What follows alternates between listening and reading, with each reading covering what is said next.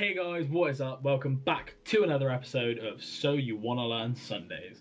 Today we're going to be talking all about zoom transitions. If you've seen any of Sam Kolder's work, then you know exactly what I'm talking about. For those of you that haven't, it looks a little something like this.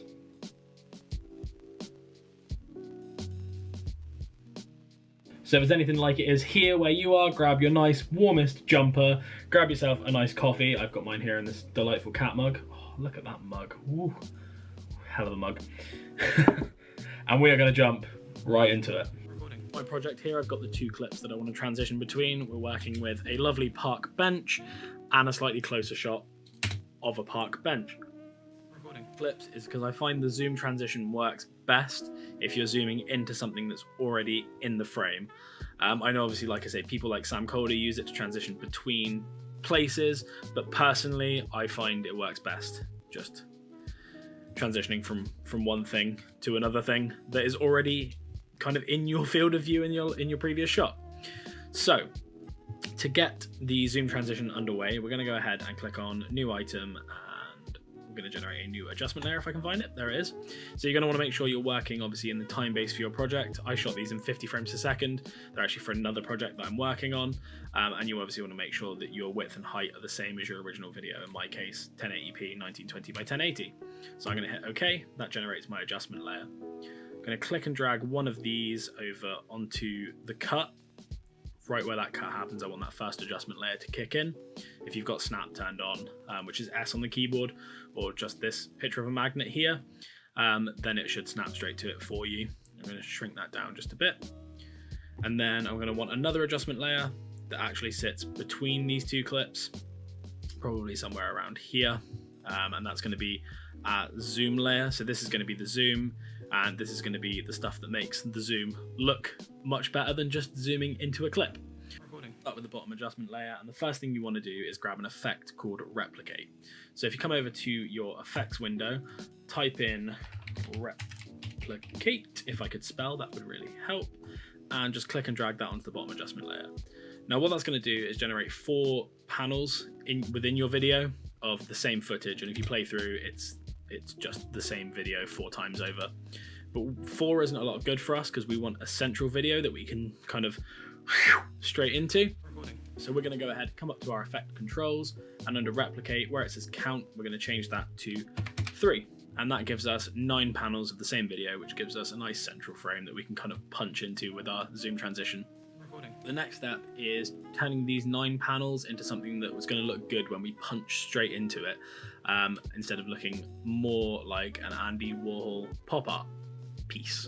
So in order to do that, we're going to use an effect called mirror. So if you head back over to your effects browser, type in mirror, and all you want to do is click and drag that straight onto that bottom adjustment layer. Using the mirror effect to get rid of these harsh lines between each of the frames, you're going to want to do is go to reflection angle and type in 90 degrees. Using the reflection center, just line up the edge of that footage so that it eliminates that harsh line between the two clips. So you can see the line there. You just want to click and drag right up to the point where that line vanishes. So right about there looks good. We're going to want to do the same for the top of the video. So we're going to click and drag mirror again, and then we're going to go ahead and type in minus 90 degrees. So that does it the same thing, but upside down. And then using the reflection center again, we're going to just drag this one up until we see that line appear, and then come back down right to about there. That looks pretty good. Oh, actually, I can still see a very slight line. So I'm actually just going to change this from 359 to 360, and that's pretty good. So that leaves us with just the vertical lines. Get rid of the vertical lines. We're going to be using, that's right, you guessed it, we're going to be using mirror again. So we're going to click and drag mirror onto that adjustment layer again, and this time we're going to go for 180 degrees. And this one will make your screen go black, but don't panic. All you got to do is grab the reflection center and just drag it across until you see that line appear. It's right there, and just whoop, get rid of that one. Then for a 4th and final time, drag mirror, and then see if you can guess what this one is. That's right, 360 degrees.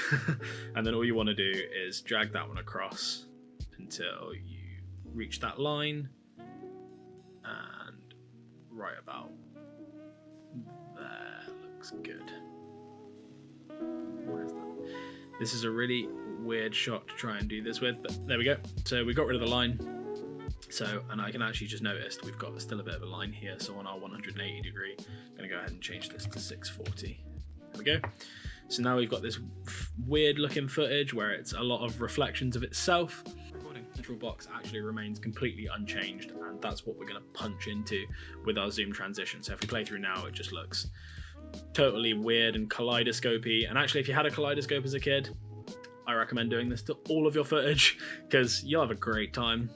But we're not doing that today. We're doing a zoom transition. Recording. Brings us on to the top adjustment layer. Recording. Top adjustment layer, that's where we're going to be doing the zooming. So in order to get the zoom, we're going to be using an effect called transform. So if you go ahead and type in transform and click and drag that onto your top adjustment layer, you're going to get this whole control box up here, and some of it's going to look really complicated, but don't worry about it. It's absolutely fine. Don't panic. So you're going to want to go to the center of your cut. If you're to the right of it, that's up on your keyboard. If you are to the left of it, then somewhere over here, then it is down on your keyboard, and that'll take you straight to the center. Then we're going to want to go back about 6 frames from that cut. So we'll go 1, 2, 3, 4, 5, 6. That's just the left key on your keyboard, in case you were, curious about that. And we're going to go ahead and keyframe in our scale. So to keyframe that, we just click on the little stopwatch, the toggle animation button, and that puts in a keyframe for us of a scale of 100%. Recording. You want to hit the down key to go back to your cut, and then we're going to go ahead and go 6 keyframes to the right, obviously just to replicate what we've done on the left. So we'll go 1, 2, 3, 4, 5, 6. And then we're going to go ahead, click on our adjustment layer, and this is where we're going to get the zoom. Recording. Change the percentage of a scale up to 300%. Now the reason it's 300% is because we've duplicated it 3 times. So if we go ahead and type in 300%, that takes us back into our original clip. Recording. Play that through now, you can see we zoom into our clip, and it looks okay, but it's still not great. So what we want to do now is we're going to get some motion blur, and that's really easy to do with the effects that we've already got. If we go to our top adjustment layer, you want to uncheck the use composition shutter angle button. And once you've unchecked that, you should be able to set this shutter angle box to whatever you want it to be. So for the absolute maximum motion blur, you're going to want to set it to 360 degrees, something a little bit like that. And then you're going to get that nice motion blur. And actually, I think that this transition is probably a little bit too slow, because what I can see here that I don't like is you've got, this looks a little bit weird. So what I might do to kind of rectify that in this case is probably going to be easiest if I actually just trim this clip down like that and drag it back across, and hopefully that should give us a slightly smoother kind of cut into that footage. And actually what I am going to do is I'm going to go ahead to our adjustment layer, and I'm going to go to our cut and actually go 1, 2, 3, 4 frames, and then click and drag that keyframe, and then do the same on the other side. So 1, 2, 3, 4, and then bring this one in just a little bit as well, just to speed up that zoom, so we get that nice smooth transition between the two. The last step to really selling this transition, if we watch it through now, you'll probably notice, if I bring the program window up to full screen, you'll probably notice there's a bit of a judder right where the transition happens. There's a bit of a bump right there, and it looks a bit weird, it looks a bit out of place, I'm not gonna lie. So the thing you want to do is come back up to your top adjustment layer, and then under the scale options there is a velocity count. And what you want to do is you want to position the peak of the velocity right in the center of the cut. So if you come to the middle, you can see that the peak starts kind of over here. So what you're going to want to do is go ahead and click on this velocity graph, and that'll bring up these little blue handles. Now, if I click on one of these and just move it around, you can see we can adjust where the peak kind of occurs in the clip. We're going to go ahead and try and make it so that we get kind of a mountain peak in between right where our cut happens. So if I bring these down and out just a touch, what we're going to try and do is, by moving our keyframes just a touch as well, is make it so we get that peak right in the center of our cut. And what that does is just makes the whole thing a lot more smooth. You don't get that horrible judder in between the two clips. Then do is if you've got some other clips that you want to zoom between, say we had these two clips or something different, but we had another set of clips. Easy to move that transition over to another set of clips. All you got to do is highlight both the layers, hit Alt, click and drag, and then put them in place. Let go of your mouse before you let go of Alt, and that'll just duplicate the layers. And then you have the same transition, but on another set of clips. And that's pretty much all there is to it.